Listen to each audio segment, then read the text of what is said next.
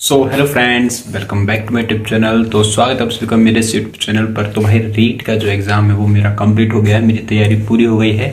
और जिस वजह से मैं अब तक वीडियो नहीं बना पा रहा था, करीब मेरे को 1 से 1.5 महीना हो गया वीडियो अपलोड किया यूट्यूब पर, इसी वजह से क्योंकि मैं अपनी तैयारी में लगा हुआ था। और भाई साहब, जो रीट का लेवल 1 का जो पेपर था वो वास्तव में ही बड़ा हार्ड रहा, वो कह सकते हो, क्योंकि सारा जो काम था वो टाइमिंग का था।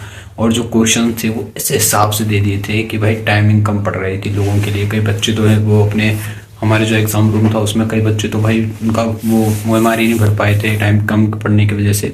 तो सारा कुछ मैं आपको बताने वाला हूँ इस वीडियो में। मेरा पेपर कैसे रहा, इससे कट ऑफ पर क्या असर रहेगा। तो चलिए वीडियो को शुरू करते हैं। तो जैसे कि आप सभी लोग जानते हैं, मैंने रीट की प्रिपरेशन स्टार्ट की थी और अभी जो है मैंने हाल ही में 17 जनवरी को रीट लेवल फर्स्ट का एग्ज़ाम दिया है। और इसके रिगार्डिंग मैं आपको बताने वाला हूँ कि मैंने करीब 7 से 8 महीनों से मैंने स्कूल छोड़ा हुआ था इसी वजह से। तो मैं स्कूल भी नहीं जा रहा था और हमने घर पे पढ़ाई की थी। बस शाम को ट्यूशन स्टार्ट की हुई थी, सिर्फ ट्यूशन पढ़ाता था और सुबह में अपनी तैयारी करता था। तो इस वजह से और अब जो है रीट का एग्ज़ाम हो गया है। तो आप बात कर लेते हैं पहले रीट के जो पेपर था उसका लेवल क्या रहा। भाई साहब, रीट का जो पेपर है वो आरएसएसबी बोर्ड ने पूरे आरपीएससी के पैटर्न के अकॉर्डिंग देने लग गया। जिससे पहले आरपीएससी देता था, बाद में उसने कम कर दिया था।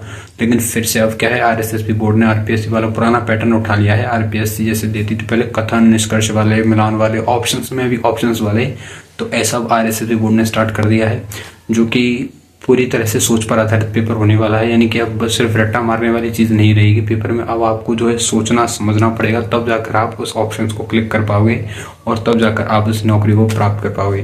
तो ये पूरा मेथड होने वाला है आरएसएसबी का। अब अच्छे बेहतरीन जो कर्मचारी चयन करने के लिए ये कर्मचारी चयन बोर्ड का एक बहुत ही बेहतरीन विकल्प आप इसको कह सकते हो। आगे के एग्जाम्स में भी अब ऐसा ही पैटर्न बिल्कुल देखने को मिलने वाला है, क्योंकि आरएसएसबी बोर्ड के जो चेयरमैन है उन्होंने बता दिया, हालुकराज जी ने, पहले ही जो वाहन चालक का पेपर हुआ था उसमें भी इसी पैटर्न पर सवाल आए थे और इसी पैटर्न पर सवाल आए थे। तो अब उन्होंने फिर से बता दिया कि भाई रीट का भी एग्जाम कुछ ऐसे ही आने वाला है, रटने वाली चीज़ नहीं रहेगी। अब आपको अपनी सोच के आधार पर पेपर करना होगा।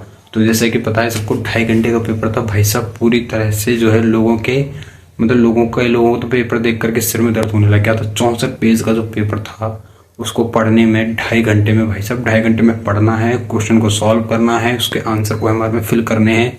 बहुत ही ज़्यादा टाइम में मान लो बिल्कुल फिक्स सा टाइम पड़ गया था। कई लोगों के तो भर भी नहीं पाए थे। 10 मिनट मिलते हैं एडवांस में ई ऑप्शन वाले के लिए, उसमें उन्होंने फिल किए थे।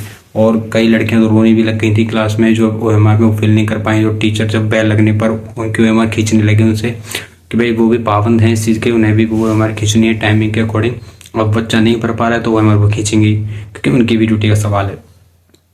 और ऊपर से टाइम मैनेजमेंट, इसमें सबसे ज़्यादा बेसिक रूल टाइम मैनेजमेंट का रहा। अगर जिसका टाइम मैनेजमेंट सही था ना, जो पहले से प्रिपरेशन करके गया था कि भाई ऐसा पेपर आ गया तो ऐसा हमें करना पड़ेगा, पहले ये सवाल करने पड़ेंगे, बाद में ये, और इस हिसाब से हमारे में ऑप्शंस फिल करने हैं, तो उसका जो है पेपर बहुत ही बेहतरीन रहा।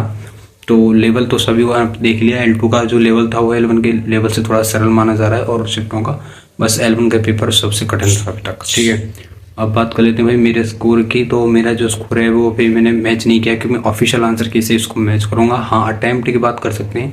मैंने करीब 125 से 126 क्वेश्चन अटैम्प्ट किए हैं इसमें, और अभी जो है वो उसका फाइनल देखेंगे। ऑफिशियल आंसर की आएगी तो उसमें मैच करके मैं आपको अपना फाइनल वो अपडेट कर दूंगा। इसके अलावा बात करें भी कट ऑफ का कैसा रहेगा, तो भाई पिछली बार तक जो पेपर आते थे उससे क्या है, सभी लोगों को आदत हो गई थी कि ऐसे क्वेश्चन आते हैं रटने के हिसाब से, तो वो ज़्यादा क्वेश्चन अटैम्प्ट करते थे, उनके सही निकल जाते थे और इस वजह से कट ऑफ भी हाई जाती थी। पिछली बार जो जनरल की कट ऑफ गई थी L1 से, वो करीब 102 क्वेश्चन के समथिंग गई थी शायद। तो अब इस बार जो कट ऑफ पर बहुत असर देखने को पड़ेगा, क्योंकि टाइम मैनेजमेंट की वजह से जो है पेपर कई लोगों का पेपर ही नहीं हो पाया पूरा। ऊपर से कई लोगों ने ई जो ऑप्शन है वो फिल नहीं किए, इस वजह से कई बच्चे जो है वो क्वालिफाई नहीं कर पाएंगे, इसमें वो आउट हो जाएंगे। और इस बात करें टाइम मैनेजमेंट की, तो टाइम मैनेजमेंट की वजह से वो क्वेश्चन को सॉल्व नहीं कर पाए। ऊपर से पेपर पैटर्न में जो है वो वाले सवाल थे जो कथन निष्कर्ष वाले, इसमें लोगों के बहुत ज़्यादा क्वेश्चन गलत में हैं।